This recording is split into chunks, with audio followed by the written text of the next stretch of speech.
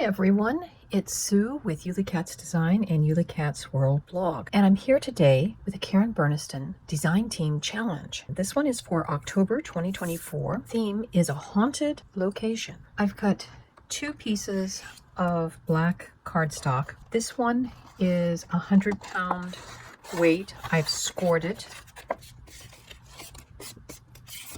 And it is a 5.5-inch square. So that means this piece is 11 by 5.5. I've done the same thing with a 65-pound weight cardstock, and I've scored it in the middle. Give that a nice good smoothing.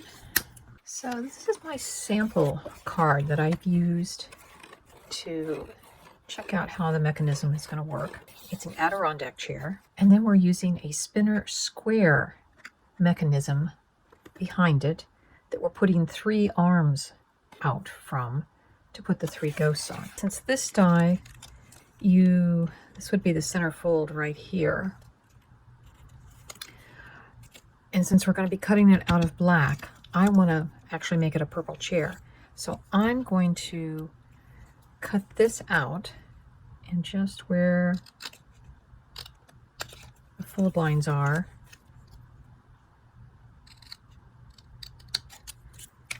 that's a piece of waste.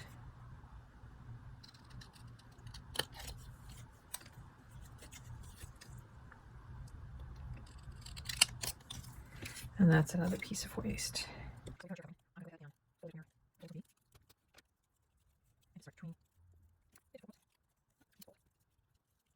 We've cut the purple Adirondack chair from the Adirondack chair pop-up by Karen Berniston. There is the piece die cut into our card. So we'll do the center fold.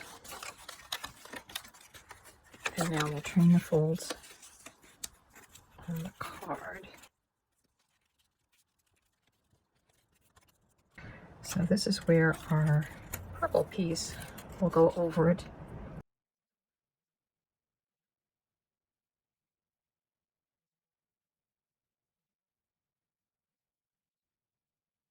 Our mechanism is the spinner square pop-up, and I've cut the mechanism piece, taken a pencil and drawn where the score marks are. The X's represent where we're going to put glue. But to fold this, you can always watch Karen Berniston's assembly video for this one if you're stuck on how it all goes together. I'm going to mark where the chair opening is, and then I will try to center this in the center of that part. So we want our square here to be pretty much in the center. So we have those.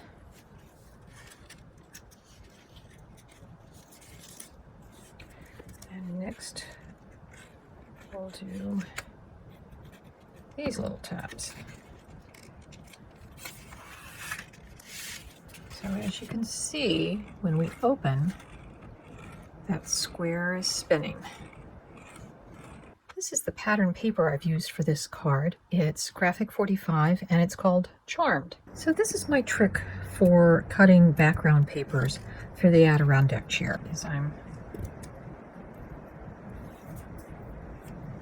tracing where the legs are.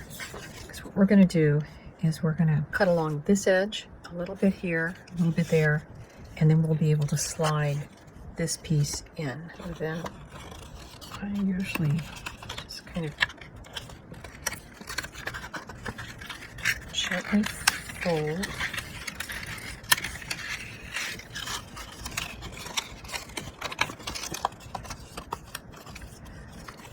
And that's how I cut the background.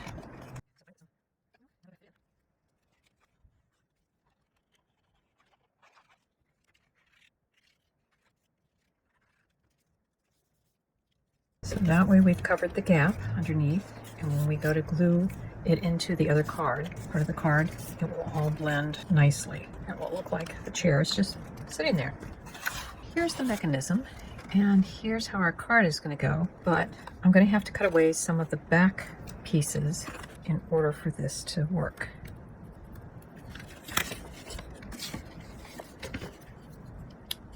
trimming and cutting until we get the perfect blend.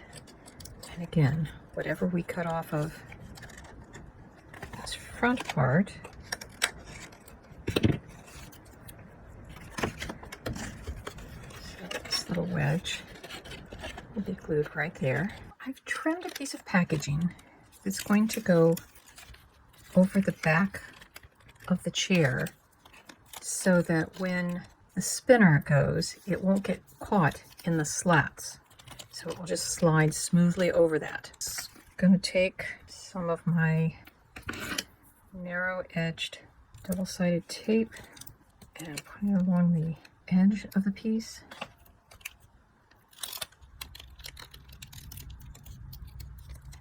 So that is all ready. Our next step is going to be putting 3 arms onto our spinner. But first, we need to glue the inside of the card into the actual card base here. And just kind of have to slide the chair over the spinner mechanism. You could have tried gluing the whole thing in at once, but I always figure you might need a little wiggle room as time goes on.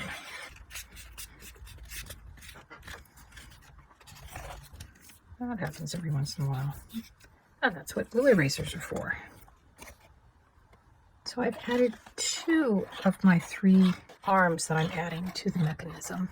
And I'm making them black rather than the clear plastic because the black on black you tend not to see as much as you would with some shine. As you can kind of see, there's a little shine in the back of that chair. But we need something smooth to make the piece work. To show you how those are kind of glued in. This last piece I'm going to glue so that it's in the middle. And I purposely cut these long because I know I'll have to trim them off. While the mechanism arms are drying, we're going to work on our ghosts. And I'm using the Halloween charms. And I've cut 3 of the ghosts. And I'm using the stencil feature of the die. And I'm just using an ultra fine point black Sharpie, color in the eyes. Now I feel like these need like a little white highlight in the eyes. I will find my white gel pens.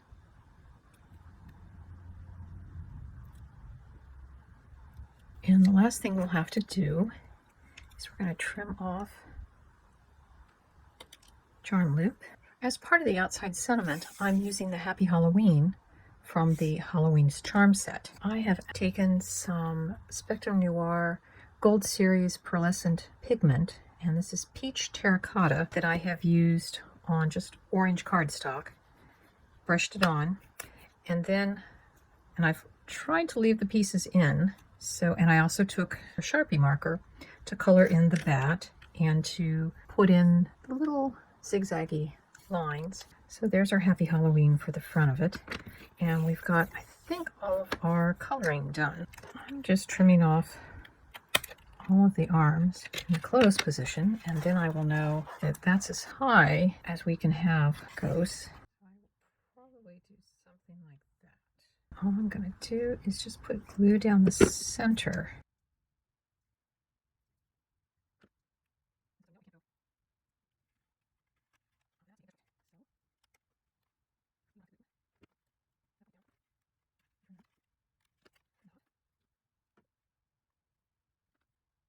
So the ghosts are all hidden, but there they all float. Time to start decorating the inside of our card. I'm using the Autumn Elements, the large pumpkin in that. I'm using from the Skeleton and Bat, the cat, although I don't know that I'm going to put the bow on. We've already seen the ghost and the Happy Halloween. And then from the Halloween Elements, I'm using the hands and the jack-o'-lantern and possibly the boo, although I may not. I don't think I've got space for it. I have taken some gathered twigs distress ink on a sponge dauber and just on the arms of the Adirondack chair, and I've kind of dirtied up the hands that are going to be coming up through the chair. I've pulled from the Graphic 45, the Charmed set of papers. I have pulled the background, and then from their border page, I've pulled the Sit for a Spell and these little pumpkins that we'll put in there. First, we're going to work on putting our kitty cat in. So I've just cut a piece of extra purple paper. It's probably about 1.25 inches. I folded it in half, and then I folded it in on itself. And this is a quick and easy way to make a pop-up cube for something tiny. So we're going to put our cat right in the middle of the chair. We'll let that dry some. The pumpkins, they do have like an embossed feature. So I took a very fine black Pigma Micron, I think I actually used the 005 to do these lines. And then I took a, believe it or not, this is a green marker on top of that orange, gives us a brown. This was one of the little pumpkins I had left over from something else. This die set, you actually cut a back piece, and then the front piece cuts out the jack-o'-lantern face. So I just backed it with some sparkly black paper for that. Cat, in its die, it has this little stencil feature that you can put in the eyes. So we will glue our kitty cat on. I like it. I think it's a her. She looks very demure. We're going to glue these hands as if they're coming out of the ground, but that chair back is what's going to help us be able to glue them in. I found that the easiest way to get the glue where you need it is just to put a whole bunch on the back.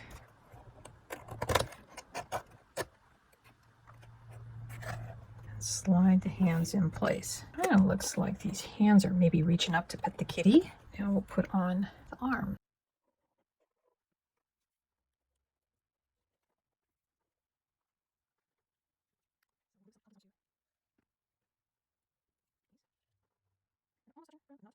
And they're almost touching the ground, but not quite. The little happy haunting sign is a Spellbinder's Better Press stamping plate. It comes with a set of dies that cuts out this kind of jagged piece.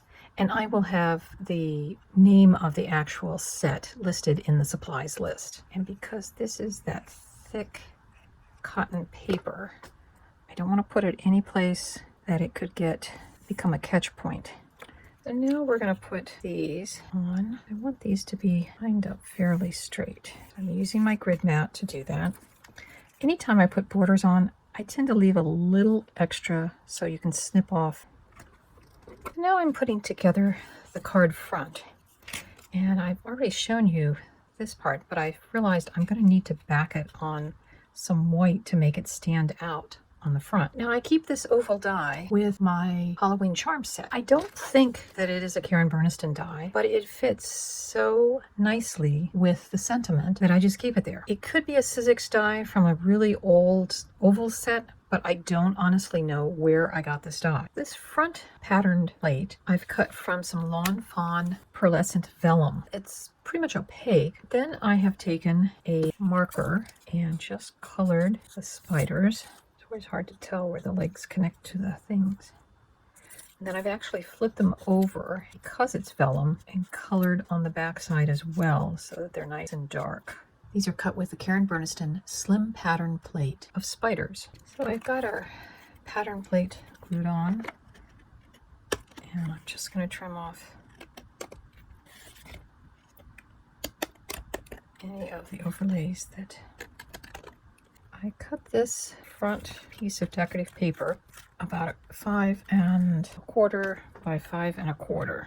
And here's our finished card for the Karen Berniston Design Team October 2024 challenge with a theme of haunted location. So, and our haunted location is an Adirondack chair out in a pumpkin patch. We've used the spinner square as the mechanism to make our ghosts move, and we've got our kitty cat and the hands coming up to pet the kitty cat. We've used both pumpkins that are die cut from Karen Berniston as well as pumpkins from the decorative papers. And we've got our happy haunting, a place to sign, sit for a spell, a pumpkin. And on the back we've used just some leftover pieces and the charmed logo, and there's our card. Hope you've enjoyed watching how it was made, and we'll see you the next time. Bye-bye.